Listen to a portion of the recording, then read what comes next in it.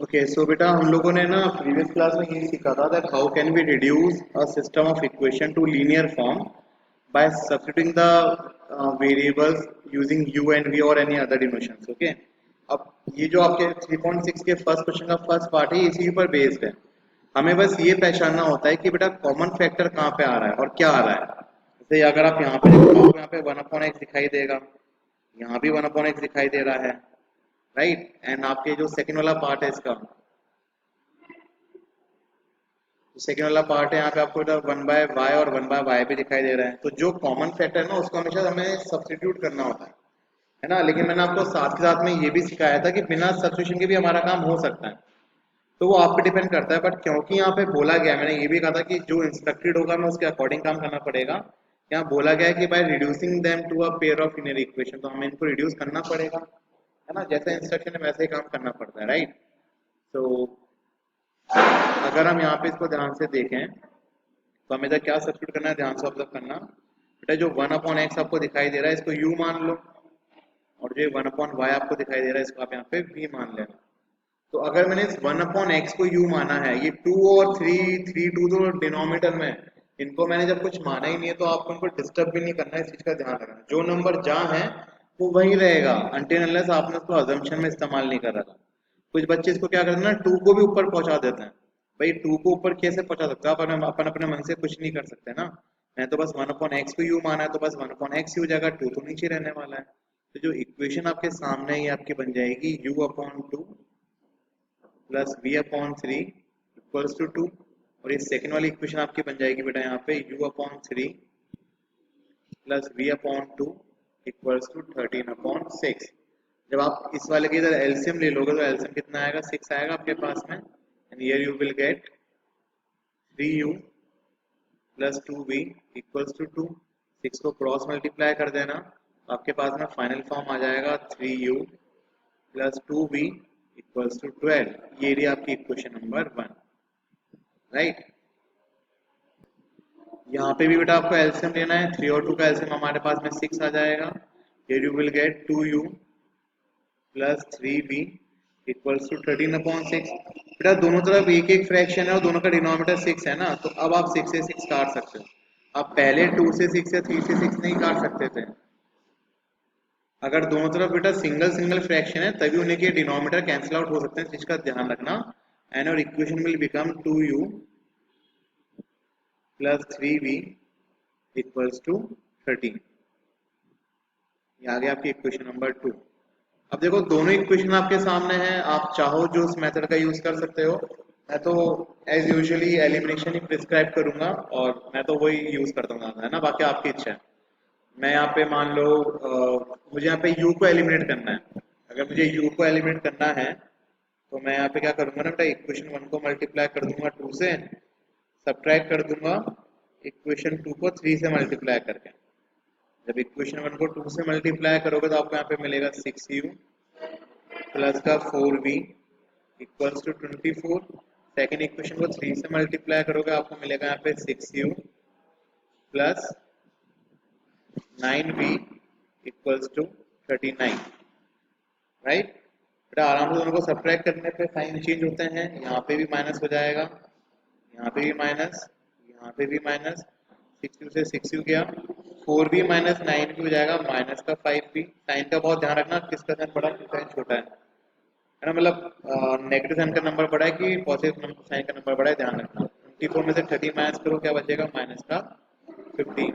Minus से minus हट जाएगा और v हमारे पास में आ जाएगा 15/3, सॉरी 15/5 दैट इज 3।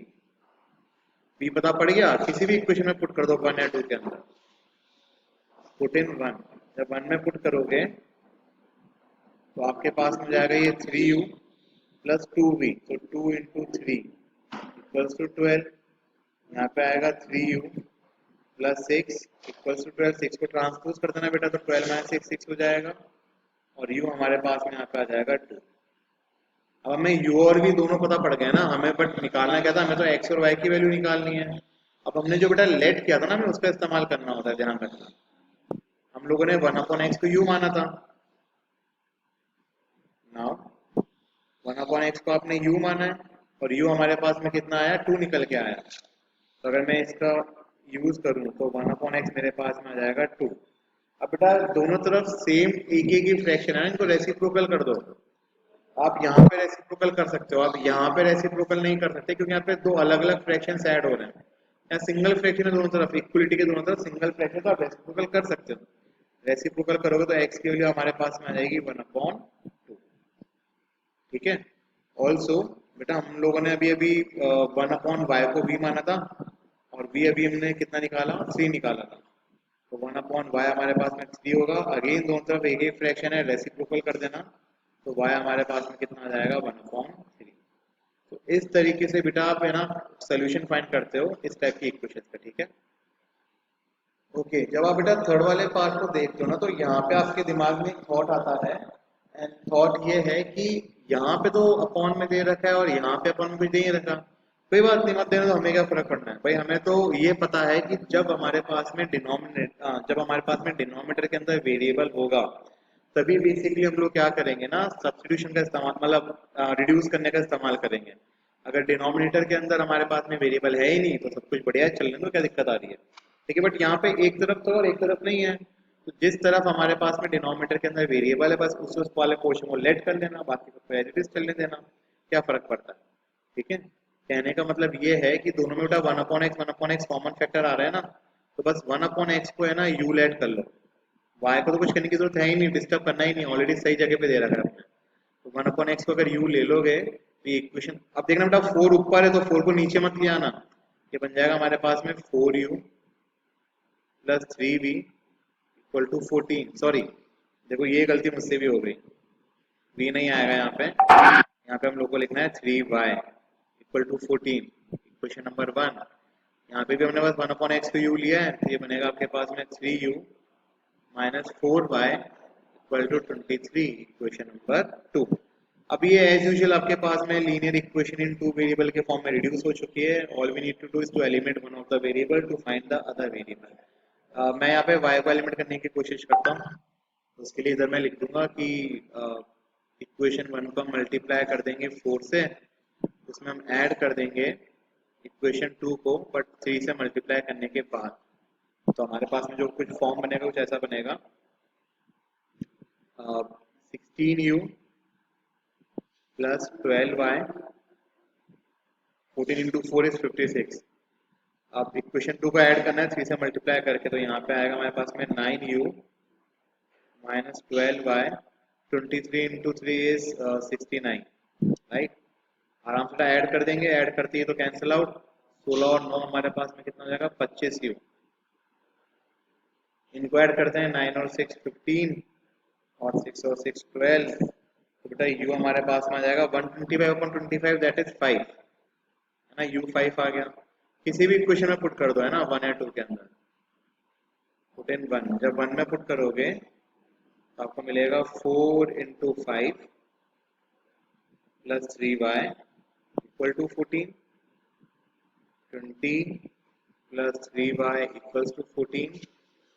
20 को ट्रांसपोज करके सब्ट्रैक्ट करना, 14 माइनस 20 हो जाएगा माइनस का 6, और y हमारे पास में आ जाएगा माइनस का 2। अब देखो y तो डायरेक्टली आ गया, दिक्कत ही खत्म। x निकालना है ना, x निकाल लो भाई, क्या दिक्कत आ रही है। देख लो क्या लेट करा था, 1/x को u माना था, और u हमारे पास में 5 के बराबर आया है, रेसिप्रोकल कर देना, तो x हमारे पास में कितना आ जाएगा, 1/5 आ जाएगा।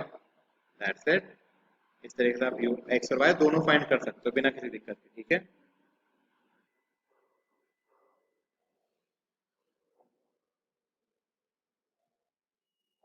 ओके, अब देखो बेटा हमें ये वाला क्वेश्चन करना है। अब यहाँ पे तो देखो ठीक है, 6x 3y समझ में आ रहा है, 2x 4y समझ में आ रहा है, बट यहाँ पे x और y मल्टीप्लाई में ही आ गए। अभी मल्टीप्लाई में तो हमने कभी देखा ही नहीं कि लीनियर इक्वेशन में दो वेरिएबल मल्टीप्लाई हो रहे हैं तो डिग्री 2 ही हो जाती है। तो ये लीनियर फॉर्म तो नहीं है, दिखती सी बात है ना।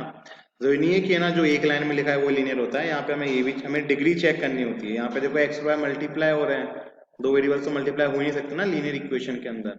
अब अगर तुम्हें इसका सोल्यूशन फाइंड करना ना, तो देखो बेटा इसका एक सोल्यूशन तो मैं ना बहुत सिंपली बिना कुछ करे भी कर सकते हो।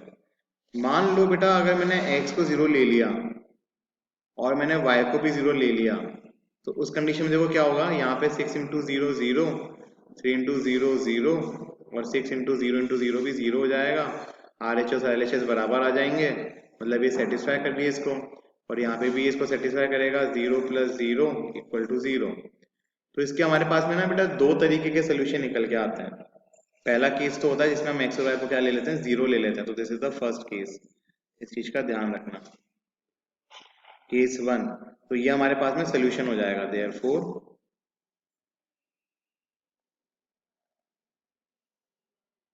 Common solution is 0,0।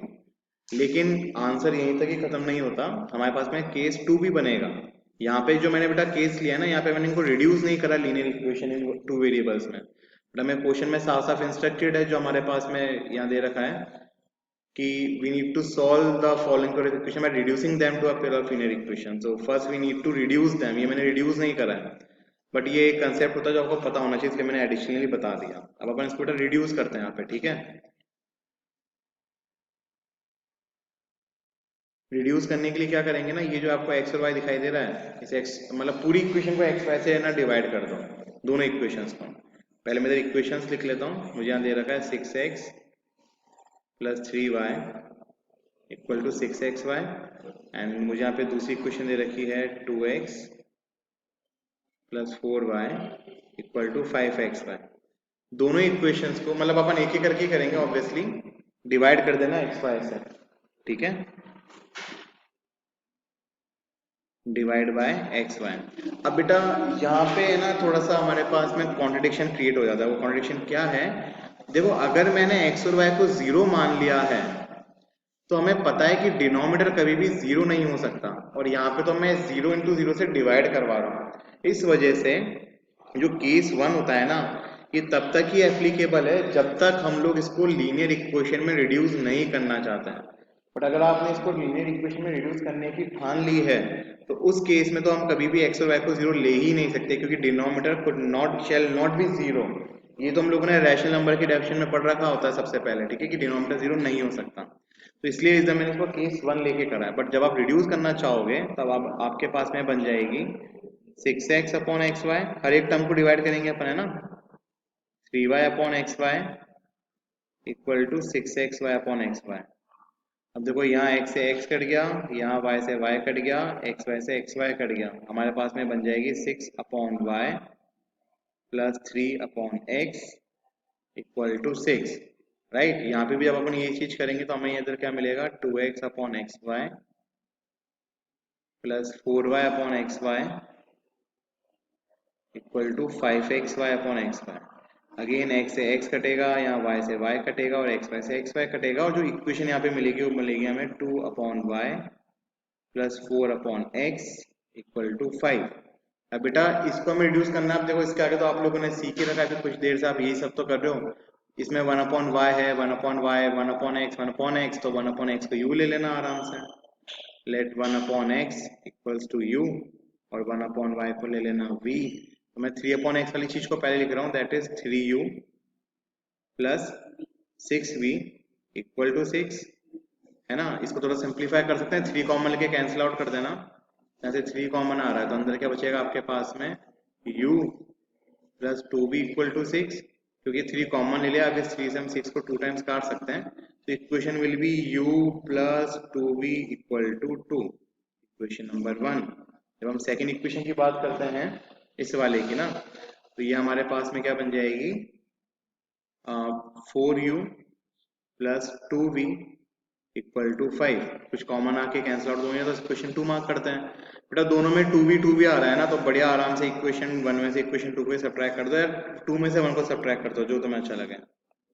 मैं तो यहाँ पे इक्वेशन 2 में से इक्वेशन 1 को सब्ट्रैक्ट कर रहा हूँ, तो यहाँ पे हमारे पास में बचेगा 4u, मतलब यहाँ पे आएगा 4u plus 2v equal to 5, यहाँ पे आएगा u plus 2v equal to 2।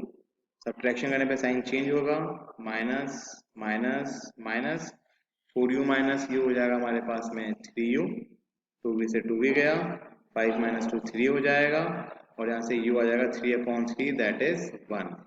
अब इस 1 को इक्वेशन नंबर 1 या 2 में जहाँ पुट करना चाहो आप पुट कर सकते हो। पुट इन 1, जब 1 में पुट करोगे तो यहाँ पे हो जाएगा 1 प्लस 2v इक्वल्स टू 2, 1 को ट्रांसपोज करना, 2 माइनस 1 1 हो जाएगा और v हमारे पास में आ जाएगा 1/2। तो अभी तो हमने u और v निकाले, बट हमें x और y निकालने, तो बेटा जो हम लोगों ने लेट किया था कहीं पे तो करा था हमने यहाँ पे, अब हम इसका इस्तेमाल करेंगे, ठीक है, x और y निकालने के लिए। 1/x को u माना था, u की वैल्यू 1 निकल के आई है। नाउ 1/x इज u, तो 1/x इक्वल टू 1, 1 का रेसिप्रोकल 1 ही होता है बेटा, तो x भी कितना आ जाएगा, 1 ही आ जाएगा। 1/y को v माना था, v हमारे पास में 1/2 आया है। रेसिप्रोकल कर दो या क्रॉस मल्टीप्लाई कर दो, जो तुम्हें अच्छा लगे, तो y यहाँ से कितना आ जाएगा, 2 आ जाएगा। तो x और y की वैल्यू हो जाएगी 1 एंड 2।